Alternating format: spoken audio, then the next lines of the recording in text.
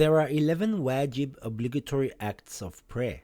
They are Niyyah, intention; Takbiratul Ihram, saying Allahu Akbar at the beginning of the prayer; Qiyam, standing; Ruku'ah, bowing down; Sujud, 2 prostrations; Qira'ah, recitation of the Quran; Dhikr, the recitations in Ruku'ah and Sujud; Tashahhud, testifying; Salam, salutation; Tartib, correct order; Muwalah, close succession, one action after the other without a long delay.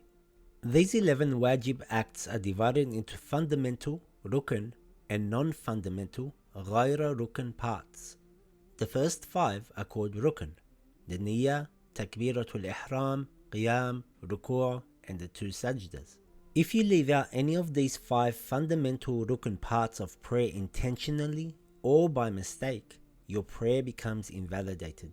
For example, by mistake you forgot to do ruku'ah and remembered after your prayer has finished. Your prayer is invalid and has to be done again. What if you add an extra rukn? If you add any of these 5 rukn intentionally, your prayer is invalidated. For example, you added an extra ruku'ah intentionally. Your prayer is invalidated. But if you add an extra rukn by mistake, some scholars have said if it is ruku'ah or the 2 sajdas, your prayer is invalidated. But in the case of the other 3 rukn, your prayer is correct. For example, you added an extra takbiratul ihram by mistake. Your prayer is still correct. The remaining 6 wajib parts of prayer are called ghayra rukn, non-fundamental parts of prayer. They are qira'ah, dhikr, tashahhud, salam, tartib, and muwalah. If you leave out any of the ghayra rukn parts intentionally, then your prayer is invalidated. For example, you intentionally left out the tashahhud. Your prayer is invalidated. But if you leave any of them out by mistake, your prayer is still in order. For example, you forgot to recite Surah Al-Fatiha and you have finished your prayer. Your prayer is still in order. Let's talk a little more about the components of prayer. Niyyah means intention. The niyyah of prayer must be for seeking closeness to Allah with sincerity.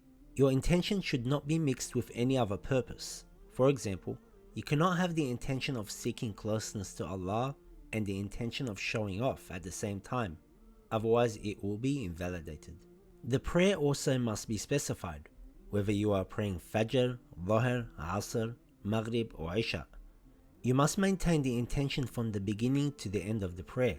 So if during prayer you become unmindful to the extent that if you asked yourself, "What am I doing?" and you don't know what to reply, your prayer is invalid. The intention does not need to be verbal. It can pass through the heart if you like. Remember that the niyyah is a rukn part of prayer. If you miss it intentionally or by mistake, your prayer is invalidated. Takbiratul ihram is made up of 2 words, takbir and ihram.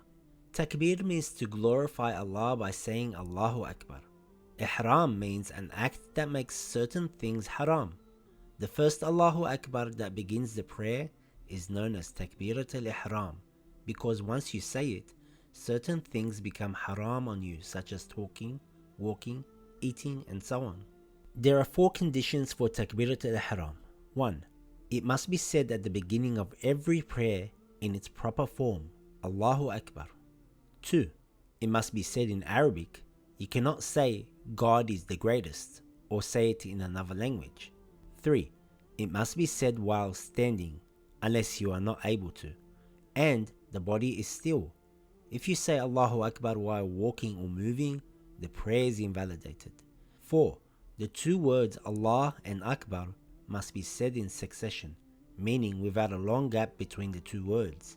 It is also recommended to raise the hands parallel to the ears when saying Takbiratul Ihram. Remember, Takbiratul Ihram is a rukn of prayer. If you missed it intentionally or by mistake, your prayer is invalid. Qiyam means standing. Some qiyams are rukn and some are ghayra rukn. It is wajib and rukn to stand still and not move the body while facing the Qibla for Takbiratul Ihram and just before going to Ruku'ah. Here are some examples of where you may miss Qiyam before Ruku'ah. If you are joining a Jama'ah prayer late and the Imam is in ruku', you do your Takbiratul Ihram while being still. Then you also have to be still and pause for a little. This is called Qiyam before ruku'. Then you go to ruku' and catch up with the Imam.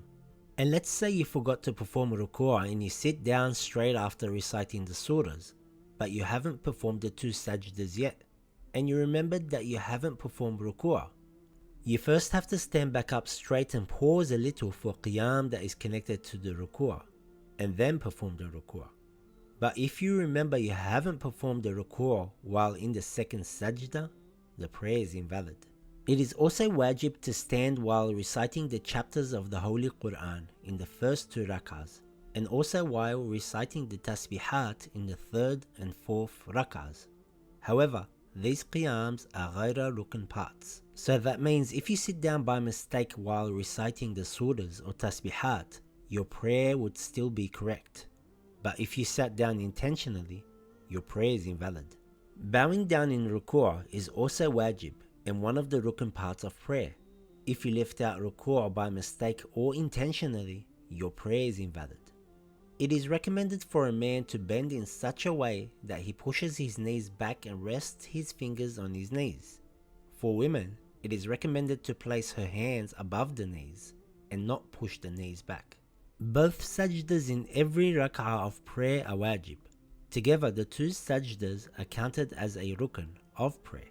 So that means if you miss both sajdas in one rak'ah or add 2 more in one rak'ah, whether intentionally or by mistake, then your prayer is invalid. But if you add or miss one sajda by mistake in one rak'ah, or you miss a few sajdas in different rak'ahs, your prayer is still valid, and you should redo the missed sajda straight after the prayer. During the sajda, 7 parts of the body must touch the ground: the forehead, the 2 palms, the 2 knees, and the 2 big toes of both your feet.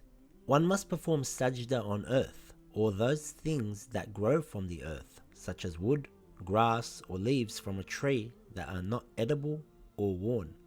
So that means it is not permitted to do sajda on edible or worn things such as wheat, barley, or cotton, and etc. Qira'ah means reading or reciting. Qira'ah is wajib but ghayra rukn. This means if you left it out by mistake, your prayer is still okay. But if you left it out intentionally, your prayer is invalid. In the first 2 rak'ahs of the 5 daily prayers, it is wajib to recite Surah Al-Fatiha followed by another complete surah. As an obligatory precaution, if you recite Surah Al-Duha after Surah Al-Fatiha, you also have to recite Surah Al-Sharh. Or if you recite Surah Al-Fil, then you also have to recite Surah Quraysh. They are considered as one surah in prayers.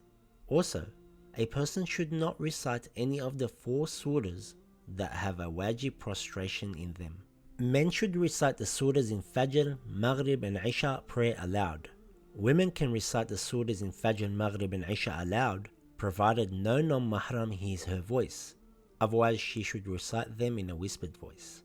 As for Dhuhr and Asr prayers, men and women should recite the surahs in a whispered voice. In the 3rd and 4th rak'ahs, men and women should recite Surah Al-Fatiha once, or the 4 tasbihat in a whispered voice.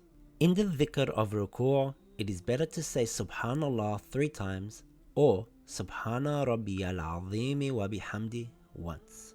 And in the dhikr of sujood, it is better to say Subhanallah 3 times, or Subhana Rabbiyal A'la wa bihamdi once.